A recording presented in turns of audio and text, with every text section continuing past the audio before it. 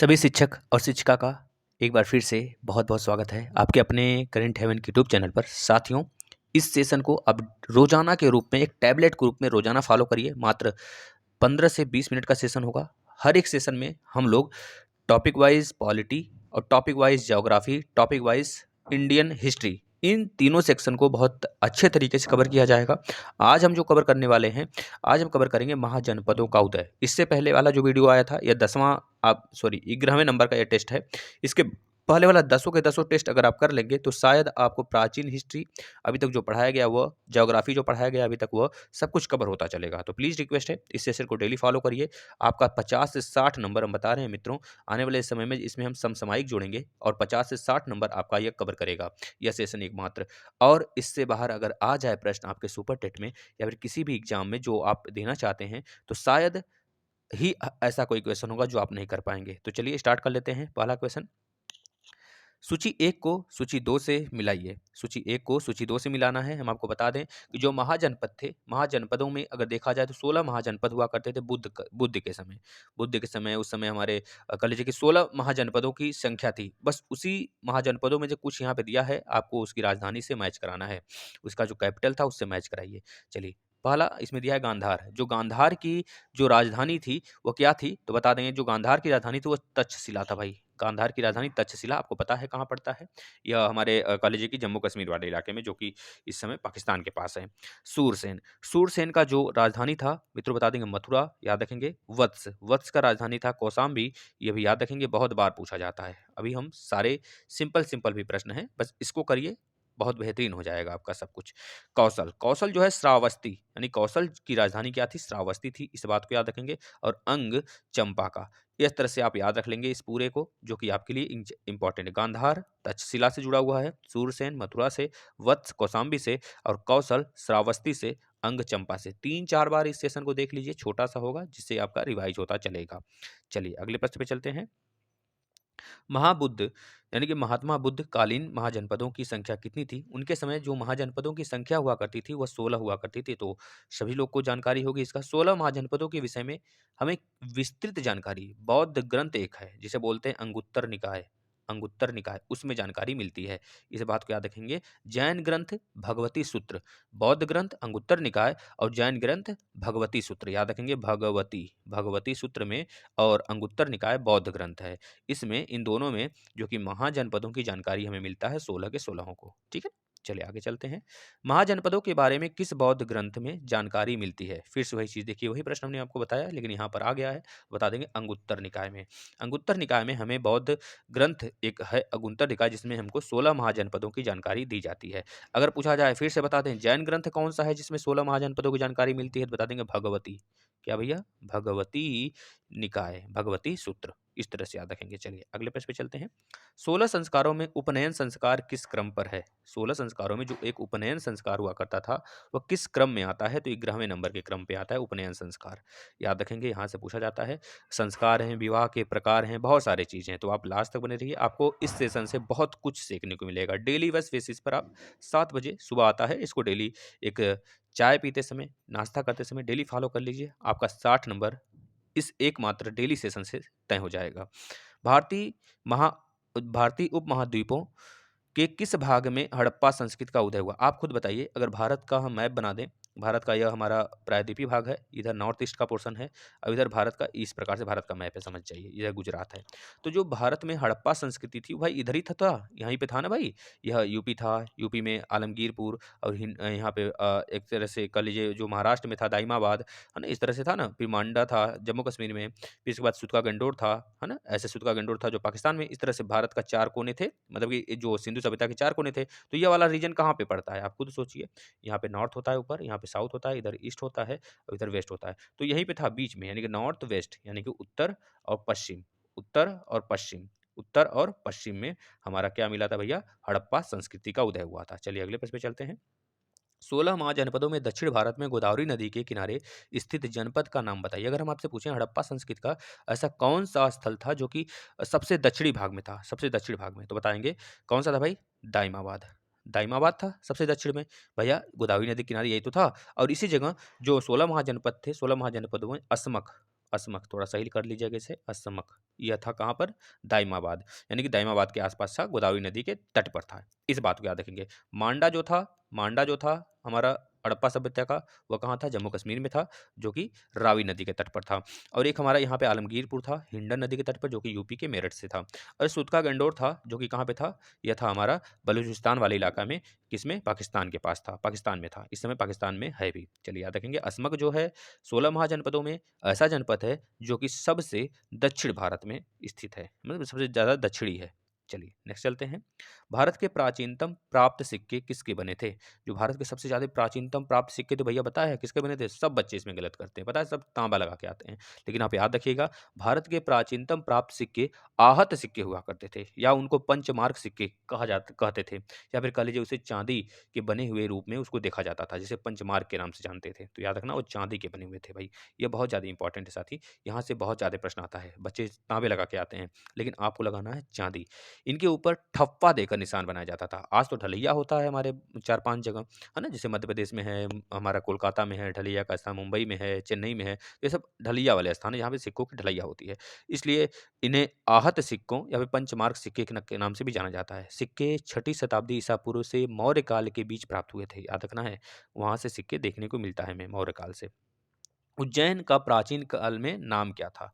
है ना? प्राचीन काल में नाम क्या हुआ करता था उज्जैन का भाई? सभी लोग को पता है, बहुत आसान प्रश्न है, इसका नाम है अवंतिका हुआ करता था। याद रखेंगे, मध्य प्रदेश के मालवा संभाग में स्थित उज्जैन को भारत के प्राचीन ऐतिहासिक नगरों में गिना जाता है। यह एक तरह से षोडश षोडश कह लीजिए या फिर खोड़स, इस प्रकार का बना होता है। षोडश षोडश महाजनपदों में से एक, अवंती की 2 राजधानियों में से एक थी, है ना? इसको अवंतिका भी कहा जा सकता था, यानी कि याद रखेंगे उज्जैन जो है प्राचीन काल में किस नाम से जाना जाता था? अवंतिका के नाम से जाना जाता था। चलिए नेक्स्ट।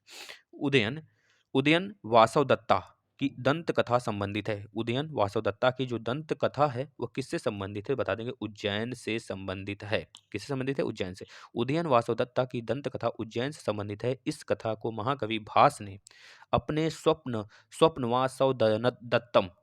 वासव दत्तम में वर्णित किया है। याद रखेंगे मित्रों, महाकवि जी ने अपने स्वप्न वासव दत्तम से वर्णित किया है। किसको भाई? वासव दत्ता, उदयन वाक्य वासव दत्ता को, है ना? वासव दत्ता की दंत कथा को। इस नाटक में वत्स नरेश उदयन तथा अवंती नरेश प्रदोत की, अवंती के नरेश जो थे प्रदोत, और वत्स के नरेश जो थे उदयन, उनका पूरा का पूरा एक तरह से पुत्री का, वासव दत्त की प्रेम की कथा, सब कुछ इसमें वर्णन है। ये कथा उस समय की थी जब उदयन उज्जैन उज्जैन की कारागार में कैद थे। उस समय यह कथा एक तरह से रची गई थी। याद रखेंगे मित्र, बहुत बार पूछा जाता है, ये सब प्रश्न बहुत अच्छे हैं जो आप लोग छोड़ के आते हैं। हम चलेंगे मॉडर्न हिस्ट्री तक चलेंगे। प्राचीन हिस्ट्री स्टार्ट है, बहुत जल्द खत्म होगा, फिर उसके बाद हम मॉडर्न हिस्ट्री तक चलेंगे इसी तरह। निम्नलिखित में से कौन सा एक ईसा पूर्व 6ठी शताब्दी में प्रारंभ में भारत का सर्वाधिक शक्तिशाली नगर राज्य था? भैया सबसे ज्यादा शक्तिशाली कौन सा होगा भैया? हमारा बनारस, हमारा काशी, याद रखना है मित्र आपको ना। उसमें बहुत ज़्यादा यह शक्तिशाली हुआ करता था। अगर देखा जाए जातकों में, इसके समकालीन शहर थे कि शहर की अपेक्षा इसकी समृद्धि में संपन्नता बहुत ज़्यादा थी। काशी की जो कौशल था, अंग और मगध, काशी की कौशल हो गया, अंग और मगध के साथ लंबी प्रतिद्वंदिता रही थी। इन बद बहुत ज़्यादा झड़प रहता था।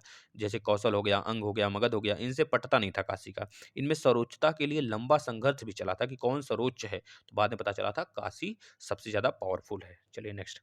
प्रारंभिक गणतंत्र में कौन सा नहीं था? प्रारंभिक गणतंत्र में कौन सा नहीं था? बताया आपको, शाक्य वंश था, लिच्छवी वंश था। शाक्य वंश के कौन थे? महात्मा बुद्ध जी, लिच्छवी की जयंती। युद्धे नहीं था, यह गलत है, मतलब यही इसका राइट आंसर होगा, युद्धे नहीं था भाई। अच्छा, उसमें प्रारंभिक गणतंत्र में 10 राजाओं को देखने को मिल जाता है, जैसे कपिल वस्तु के शाक्य, सुमसुमार गिरी के भग्ग थे, अलकप्प के बुली थे, केसपुत्र के कालाम थे, रामगाम के कोली थे, कोली वंश हुआ करता था, मल्ल वंश हुआ करता था, पावा के मल्ल हुआ करते थे, है ना? इस तरह से लिच्छवी हुआ करता था, विदेह हुआ करता था, ये सब सारी चीजें थी। एक मौर्य था, एक मौर्य भी जनजाति थी, मतलब एक तरह से जन लोग थे। इसमें युद्धे नहीं था, याद रखेंगे। विश्व का पहला गणतंत्र वैशाली में किसके द्वारा स्थापित किया गया भाई? विश्व का सबसे पहला जो गणतंत्र था, यह लिच्छवी के द्वारा, किसके द्वारा? लिच्छवी के द्वारा स्थापित किया गया था। इस बात को भी याद रखेंगे। लिच्छवी वंश के हमारे महामुनि जैन थे, जो 24वें तीर्थंकर थे, महावीर जैन वह थे, जिनका प्रतीक चिन्ह क्या था? शेर था। याद रखेंगे भाई। उनके एक पीछे थे पार्श्वनाथ, पार्श्वनाथ का प्रतीक चिन्ह क्या था? सर्प था। याद रखेंगे। एक तरह से ऋषभदेव, ऋषभदेव पहले तीर्थंकर थे, याद रखना है, जैन मुनि के। जैन मुनियों में पहले तीर्थंकर ऋषभदेव थे, जिनका प्रतीक चिन्ह क्या था? आप बता सकते हैं, बताइए फटाफट, क्या था? नेक्स्ट बताइए, ईसा पूर्व छठी सदी में विश्व की प्रथम गणतंत्रात्मक व्यवस्था कहाँ थी? विश्व की सबसे ज़्यादा जो गणतंत्रात्मक व्यवस्था थी, वो कहाँ पे थी? तो वैशाली में थी। याद रखना है, कहाँ पे थी भाई? वैशाली में थी। अगले प्रश्न की तरफ चलते हैं। निम्न में से कौन-सा युग्म में उपयुक्त जोड़ी है? मतलब बताना है कौन-सा सही है, आप खुद बताइए। पार्श्वनाथ तो हमारे किससे संबंधित है? जैन से संबंधित है, लेकिन ये जानित्रिका लिखा है, तो ये गलत है भाई, यह गलत है। बिंदुसार तो हमारे हर्यक वंश के थे, याद रखना, ये शाक्य लिखा हुआ है, गलत है भाई। स्कंदगुप्त हमारे गुप्त वंश के थे, मौर्य वंश के नहीं थे, ये भी गलत है। लेकिन चेतक जो थे लिच्छवी वंश के थे। चेतक की रानी एक थी हेलेना, याद रखना है।